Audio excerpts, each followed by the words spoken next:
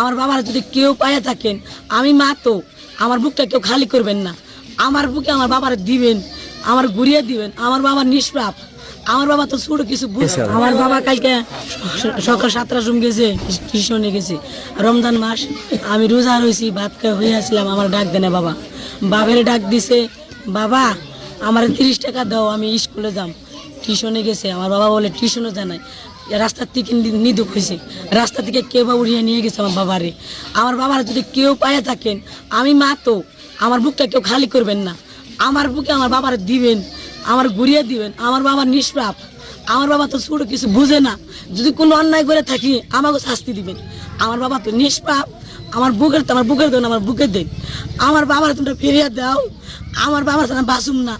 আমার বাবা জেনে যায়, আমার বাবা তোমরা খুঁজে বাই করো, স্ক্রিনের নাম্বার দেওয়া থাকবো। যদি তোমরা পাও আমার বাবার ফিরিয়ে এনে দাও আমার বুকে।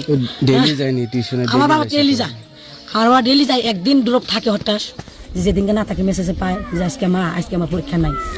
কি করে গেছে আমার ডাক দেয় না, আমার বাবা মানে দেখা করে যায়, বাবার নাকি দেখা করে গেছে। রমজান মাস আমি রাখতে হইয়াছিলাম, ভাত খাইয়া আমার ঘুমাইছিলাম, আমার ডাক দেয় না। আমার বাবার আমার বাবার নাম হয়েছে এসকে রাহুল আমিন। আমার বাবার নাম 15 বছর পড়ছে। আমার বাবা 8-এ পড়ে, এবার 9-এ যাবো। আমার বাবা 8-এ পড়ে। আল্লাহ, আমার যারা এই নিউজ ল্যাবটা দেখতেছেন সবাই একটু শেয়ার করে দিবেন। আমার বাবার যাতে পাওয়া যায়, জেনে থাক আমার বাবা যেন পাওয়া যায়, সবাই দোয়া করবেন। আমার বুকের দম যেন আমার বুকে ফিরে আসে, আমার সন্তানটা আমার বুকে নিয়ে দিবেন সবাই, এটাই কামনা করি। সবাই আমার বুকে ফিরিয়ে দিবেন আমার বাবারে।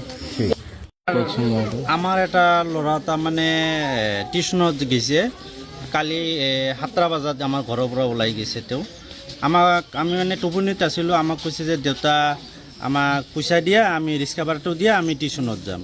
পিছে মই পইচাখিনি দিছোঁ, তাক 30 টকা দিছোঁ আৰু কৈছোঁ ভাত চাতটা খাই তুমি স্কুলত যোৱা, টিউশ্যনত যোৱা।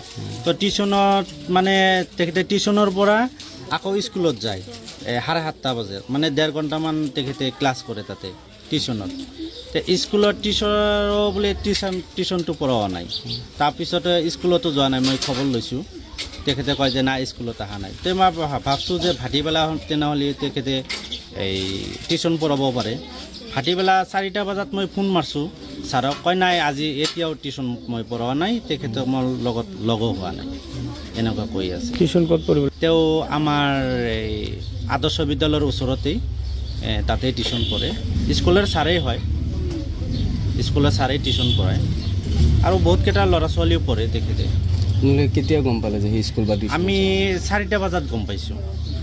4টা বজাত তেখেতে মানে স্কুল তেনে লেট হৈ গৈছে। স্কুল যে 2:25 স্কুল ছুটি দেয়, যে এতিয়াও কিয় অহা নাই, ভাটিবেলা টিউশ্যনো পঢ়িব পাৰে। তে মই ছাৰক ফোন মাৰছোঁ যে ৰাহুল ক'ত আছে, তাৰ নামটো ৰাহুল। কয় নাই সেইটো অহা নাই, টিউশ্যনত কৰা নাই, অহা নাই, স্কুলতো অহা নাই। মানে তাৰ পিছৰ পৰাই মই খবৰা খবৰি কৰি এতিয়ালৈকে আমি সন্ধানটো পোৱা নাই। যদি কোনোবাই পায় তেনেহ'লে মোৰ মোবাইল নাম্বাৰটো দিয়া থাকিব স্ক্ৰীণত, আপোনালোকে আমাৰ লগত যোগাযোগ কৰিব। ল'ৰাজনৰ ফটোও থাকিব। ল'ৰাজনৰ বয়স থানাত জনাইছে নেকি? থানাত জনাইছোঁ, আমি থানাতো জনাইছোঁ। তেখেতৰ বয়স 14 বছৰমান হৈছে, ক্লাছ 8ত পঢ়ে, মন্দিয়া আদৰ্শ বিদ্যালয় পঢ়ে। কিবা সন্দেহ হয় নেকি আপুনি ক'ত যাব পাৰে, নিজৰ ওচৰ চুবুৰীয়া বা কাৰোবাক? এতিয়া আমাৰ সেনেকুৱা কাৰোৰ লগত সন্দেহ নাই, আমি কাৰোৰ লগত ঝগড়া জাতি নকৰোঁ আৰু কাৰোৰ লগত সেনেকুৱা আমি কথা চথা নবজাওঁ, কাৰণ সেনেকুৱা সন্দেহ নাই আমাৰ। আৰু তাৰ লগৰ কোনো ল'ৰা বা বন্ধু এতিয়া যদি কোনোবাই থাকে তেতিয়া প্ৰশাসন আছে, চাব তেখেতে। নিজৰ যিসকল আত্মীয় আমি চবৰে খবৰ চবৰ লৈছোঁ। আমাৰ আত্মীয় যিমান মানে আছে, আমাৰ গাঁওবাসী বা আত্মীয় স্বজন চবৰ লগতে মই যোগাযোগ কৰিছোঁ। আপোনাৰ ল'ৰা হয়? হয়, আমাৰ ল'ৰা হয়। এজাহাৰ দিয়া হৈছে?